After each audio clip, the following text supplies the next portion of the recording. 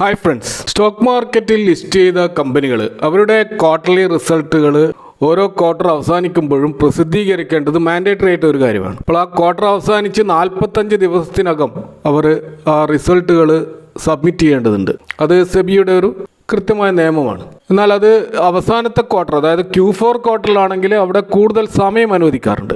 എന്നാൽ ഈ സെപ്റ്റംബർ ക്വാർട്ടറിലുള്ള ഈ റിസൾട്ടിൻ്റെ ആ ഒരു സീസൺ ഏകദേശം അവസാനിക്കേണ്ട സമയമായിരിക്കുകയാണ്. ഒരുവിധം കമ്പനികളെല്ലാം അവരുടെ റിസൾട്ടുകൾ പ്രസിദ്ധീകരിച്ചു കഴിഞ്ഞു. അപ്പോൾ ഈ റിസൾട്ടുകളിൽ നിന്നൊക്കെ നമുക്ക് മനസ്സിലായത് പല മാർക്കറ്റ് ലീഡിംഗ് കമ്പനികളും നല്ല ഏർണിങ്സ് കൊണ്ടുവരുന്നതിൽ പരാജയപ്പെട്ടിരുന്നു. എന്നാൽ അത് കമ്പനികളുടെ എന്തെങ്കിലും ഇന്റേണൽ ഇഷ്യൂവോ അല്ലെങ്കിൽ കോർപ്പറേറ്റ് ഗവേണൻസുമായിട്ട് ബന്ധപ്പെട്ട എന്തെങ്കിലും പ്രശ്നങ്ങളോ കൊണ്ടായിരുന്നില്ല. തികച്ചും എക്സ്റ്റേണൽ ആയിട്ടുള്ള മൈക്രോ എക്കണോമിക് ഇഷ്യൂവുമായി ബന്ധപ്പെട്ടതാണ് ഈ ഒരു കോർപ്പറേറ്റ് ഏർണിംഗിൽ ഉണ്ടായിട്ടുള്ള ഇടിവ്. എന്നാൽ ഈ ഒരു പ്രതികൂല സാഹചര്യത്തിലും ഞെട്ടിക്കുന്ന Q2 റിസൾട്ടുകൾ പ്രസിദ്ധീകരിച്ച സ്റ്റോക്കുകൾ ഉണ്ട് എന്ന് നമുക്ക് കാണാൻ കഴിയും. അപ്പോൾ ഒരു കൗതുകത്തിന് വേണ്ടിയിട്ട് ഇതുവരെ പ്രസിദ്ധീകരിച്ച സ്റ്റോക്കുകളുടെ റിസൾട്ടുകളിൽ വെച്ച് ഏറ്റവും ഔട്ട്സ്റ്റാൻഡിംഗ് ആയിട്ടുള്ള റിസൾട്ട് നൽകിയ ചില സ്റ്റോക്കുകളെ കുറിച്ചാണ് ഈ വീഡിയോയിൽ പരാമർശിക്കുന്നത്. അപ്പോൾ ഇവിടെ നമ്മൾ ആ റിസൾട്ട് മാത്രമാണ് ഫോക്കസ് ചെയ്തത്. അതുകൊണ്ട് തന്നെ ഫണ്ടമെൻ്റലി അത്ര സ്ട്രോങ് ആയിട്ടുള്ള സ്റ്റോക്കുകൾ നമുക്ക് ലഭിക്കണമെന്നില്ല. ഏതായാലും നമുക്ക് വീഡിയോയിലേക്ക് പോകുന്നതിന് മുമ്പ് R4iയിലേക്ക് എല്ലാവരെയും ഒരിക്കൽ കൂടി സ്വാഗതം ചെയ്യുന്നു. അപ്പോൾ നമ്മൾ കമ്പനികളുടെ റിസൾട്ടുകൾ പരിശോധിക്കുമ്പോൾ നാം പൊതുവെ നോക്കാറുള്ളത് 4 പാരാമീറ്റേഴ്സാണ്. ഒന്ന് ഇയർ ഓൺ ഇയർ സെയിൽസ് ആണ്. അതായത് Q2 അഥവാ 2023 സെപ്റ്റംബർ ക്വാർട്ടറിൽ രേഖപ്പെടുത്തിയ സെയിൽസും 2024 ഈ വർഷത്തെ സെപ്റ്റംബർ ക്വാർട്ടർ വരെ രേഖപ്പെടുത്തിയ സെയിൽസും തമ്മിൽ താരതമ്യം ചെയ്തുകൊണ്ട് ആ ഒരു വർഷത്തെ കാലയളവിൽ കമ്പനിക്ക് വളർച്ചയാണോ തകർച്ചയാണോ ഉണ്ടായിട്ടുള്ളത് എന്ന് നോക്കുന്നതാണ് year on year sales growth എന്ന് പറയുന്നത്. ഇതുപോലെ ഇയർ ഓൺ ഇയർ പ്രോഫിറ്റും 2023 സെപ്റ്റംബറിൽ രേഖപ്പെടുത്തിയ നെറ്റ് പ്രോഫിറ്റും ഈ 2024 സെപ്റ്റംബറിൽ രേഖപ്പെടുത്തിയ നെറ്റ് പ്രോഫിറ്റും തമ്മിൽ താരതമ്യം ചെയ്തുകൊണ്ട് ആ ഒരു വർഷത്തെ കാലയളവിൽ ഉണ്ടായിട്ടുള്ള പ്രോഫിറ്റിലുണ്ടായിട്ടുള്ള വളർച്ചയാണ് ഈ ഇയർ ഓൺ ഇയർ പ്രോഫിറ്റ് ഗ്രോത്തിൽ നമ്മൾ നോക്കുന്നത്. ഇതേപോലെ ക്വാർട്ടർ ഓൺ ക്വാർട്ടർ സെയിൽസ് നോക്കാറുണ്ട്. അതിൽ 2024 Q1 അഥവാ ജൂൺ ക്വാർട്ടറിൽ രേഖപ്പെടുത്തിയ സെയിൽസും അതുപോലെ 2024 ഈ സെപ്റ്റംബർ ക്വാർട്ടറിൽ രേഖപ്പെടുത്തിയ സെയിൽസും താരതമ്യം ചെയ്തുകൊണ്ട് ഈ 3 മാസത്തെ കാലയളവിലുണ്ടായിട്ടുള്ള വളർച്ചയാണ് ഇവിടെ നോക്കുന്നത്. അതുപോലെ തന്നെ പ്രോഫിറ്റിലും ഇതേപോലെ ജൂൺ ക്വാർട്ടറിൽ രേഖപ്പെടുത്തിയ നെറ്റ് പ്രോഫിറ്റും ഈ സെപ്റ്റംബർ ക്വാർട്ടറിൽ രേഖപ്പെടുത്തിയിട്ടുള്ള നെറ്റ് പ്രോഫിറ്റുകളും താരതമ്യം ചെയ്തുകൊണ്ട് വളർച്ചയാണോ തകർച്ചയാണോ പ്രോഫിറ്റിലുണ്ടായിട്ടുള്ളത് എന്ന് നോക്കുന്ന പാരാമീറ്ററാണ് ക്വാർട്ടർ ഓൺ ക്വാർട്ടർ പ്രോഫിറ്റ്. അപ്പം ഇങ്ങനെ കമ്പനികൾ നമ്മൾ ഫിൽട്ടർ ചെയ്യുമ്പോൾ നാം കാണുന്ന ഒരു പ്രശ്നം എന്താണെന്ന് വെച്ച് കഴിഞ്ഞാൽ year on year growth positive ആണെങ്കിലും ചിലപ്പോൾ quarter on quarter growth negative ആയിരിക്കും. ഇതുപോലെ ചിലപ്പോൾ അത് തിരിച്ചും സംഭവിക്കാം. ക്വാർട്ടർ ഓൺ ക്വാർട്ടർ പോസിറ്റീവ് ആകാം, ഇയർ ഓൺ ഇയർ നെഗറ്റീവും ആകാം. അതുപോലെ ചില സ്റ്റോക്കുകളിൽ പ്രോഫിറ്റ് പോസിറ്റീവ് ആണെങ്കിൽ സെയിൽസ് നെഗറ്റീവ് ആയിരിക്കാം, അല്ലെങ്കിൽ തിരിച്ച് പ്രോഫിറ്റ് നെഗറ്റീവും സെയിൽസ് പോസിറ്റീവും ആകാം. ഇങ്ങനെ പല വിധത്തിലുള്ള സമ്മിശ്രമായിട്ടുള്ള റിസൾട്ടുകൾ നമുക്ക് കാണാൻ കഴിയും. അപ്പോൾ ഇങ്ങനെ ഏതെങ്കിലും സ്റ്റോക്കുകൾ സമ്മിശ്രമായ റിസൾട്ടാണ് നൽകിയതെങ്കിൽ ആ സ്റ്റോക്കുകളെ നമുക്ക് പൂർണ്ണമായിട്ട് ഒഴിവാക്കാം. അപ്പോൾ ഈ മുകളിൽ പറഞ്ഞ ഈ ഒരു 4 റിസൾട്ട് കമ്പോണൻറ്റും പോസിറ്റീവായിട്ട് രേഖപ്പെടുത്തിയ സ്റ്റോക്കുകൾ നമ്മൾ ആദ്യം ഒന്ന് ഫിൽട്ടർ ചെയ്താൽ ഈ സ്റ്റോക്ക് മാർക്കറ്റിൽ ലിസ്റ്റ് ചെയ്ത 5000-ൽ മുകളിലുള്ള സ്റ്റോക്കുകളിൽ 1012 സ്റ്റോക്കുകളാണ് ഇയർ ഓൺ ഇയറിലും ക്വാർട്ടർ ഓൺ ക്വാർട്ടറിലും പോസിറ്റീവ് റിസൾട്ട് നൽകിയിട്ടുള്ളത്. ബാക്കിയെല്ലാം ഒന്നുകിൽ ഇയർ ഓൺ ഇയർ നെഗറ്റീവ് ആയിരിക്കും, അല്ലെങ്കിൽ ക്വാർട്ടർ ഓൺ ക്വാർട്ടർ നെഗറ്റീവ് ആയിരിക്കും. അപ്പോൾ ഈ ഒരു 1012 സ്റ്റോക്കുകളിൽ നല്ല മാർക്കറ്റ് ക്യാപ്പുള്ള പല പ്രമുഖ കമ്പനികളും ഇയർ ഓൺ ഇയറിൽ അല്ലെങ്കിൽ ക്വാർട്ടർ ഓൺ ക്വാർട്ടറിലും നല്ല പോസിറ്റീവ് റിസൾട്ടുകൾ കൊടുത്തിട്ടുണ്ട്. അപ്പോൾ മാർക്കറ്റ് ക്യാപ്പ് അനുസരിച്ച് ടോപ്പ് 10 കമ്പനികൾ നോക്കുകയാണെങ്കിൽ HDFC bank, ICICI bank, Infosys, state bank of India, L&T, Sun Pharma, Bajaj finance, axis bank, power grid, Hindustan aeronautics പോലെയുള്ള കമ്പനികളൊക്കെ ഇയർ ഓൺ ഇയറിലും ക്വാർട്ടർ ഓൺ ക്വാർട്ടറിലും പോസിറ്റീവായിരുന്നു റിസൾട്ടുകൾ.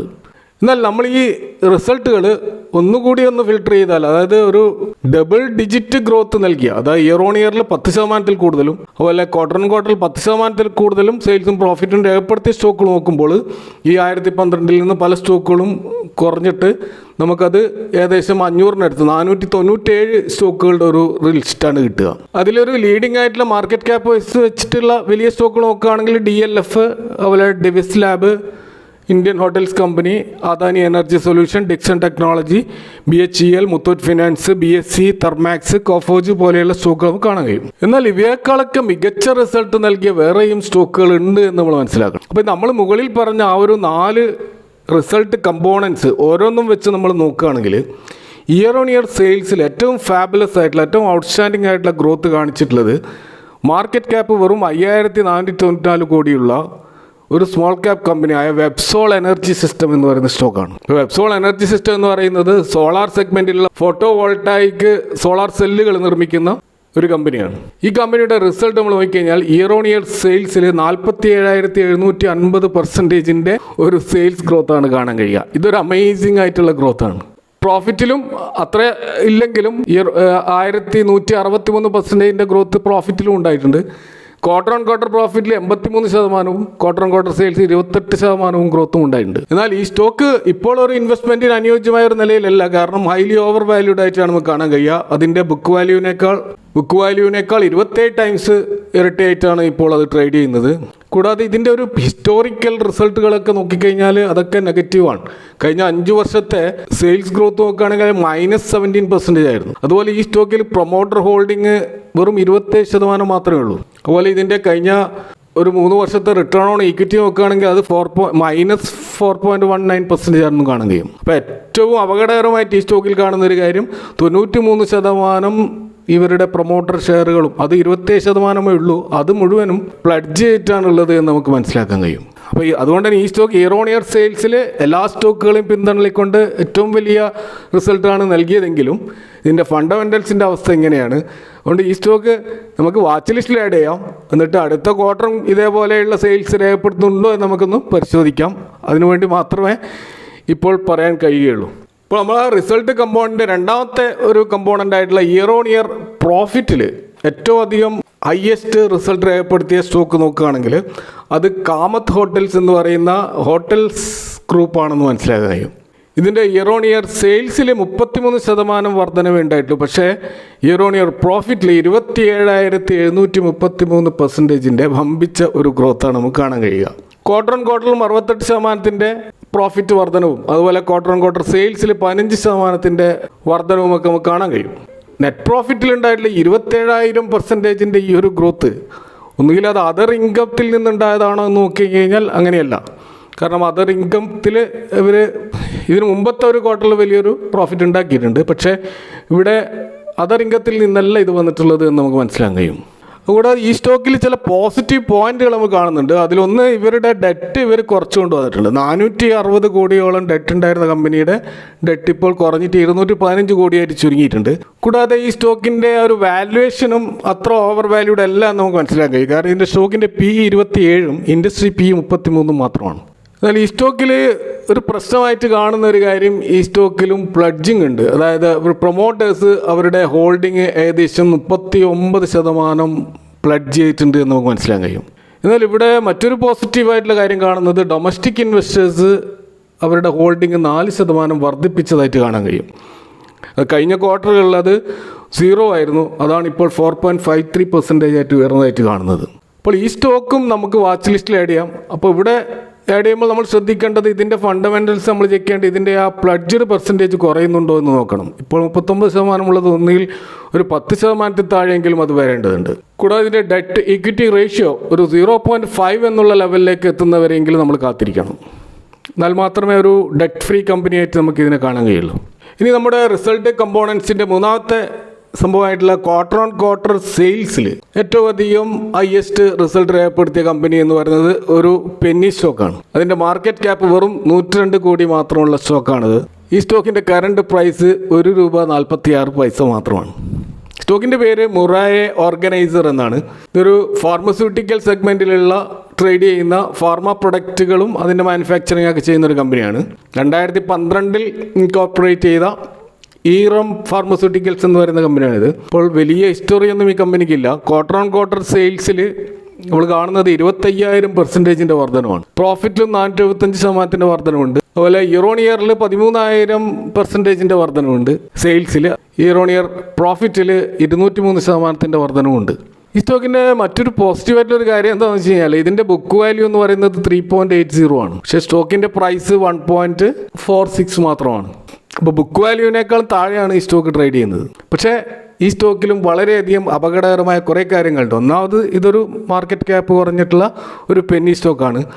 രണ്ടാമത് ഇതിന് ഈ അടുത്ത കാലത്ത് 260 കോടിയുടെ ഒരു കടമുണ്ട് എന്ന് കാണാൻ കഴിയും. അതുപോലെ ഈ കമ്പനിയുടെ സെയിൽസ് ഗ്രോത്ത് വളരെ പുവറായിട്ടാണ് കഴിഞ്ഞ 5 വർഷം കാണാൻ കഴിയുക. -45% ഒരു സെയിൽസ് ഗ്രോത്താണ് നമ്മൾ കാണുന്നത്.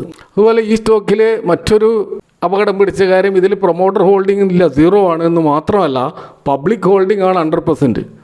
റീറ്റെയിലേഴ്സാണ് 100% ഹോൾഡിങ്ങും ഉള്ളത്. അതുപോലെ ഇതിൽ ഡൊമസ്റ്റിക് ഇൻവെസ്റ്റേഴ്സും ഇല്ല, ഫോറിൻ ഇൻവെസ്റ്റേഴ്സും ഇല്ല.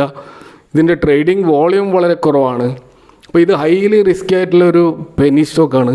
ഒരിക്കലും ഒരു ഇൻവെസ്റ്റ്മെൻറ്റിന് റെക്കമെൻഡ് ചെയ്യാൻ പറ്റാത്ത രീതിയിലുള്ളൊരു കമ്പനിയാണ്. പക്ഷേ ഇതിൻ്റെ റിസൾട്ടിൻ്റെ ആ ഒരു മൂന്നാമത്തെ കമ്പോണൻറ്റിൽ ഏറ്റവും ഹയസ്റ്റ് റിസൾട്ട് രേഖപ്പെടുത്തിയ ഒരു സ്റ്റോക്ക് എന്നുള്ള നിലക്ക് നമ്മളിവിടെ പരാമർശിച്ചു എന്ന് മാത്രം.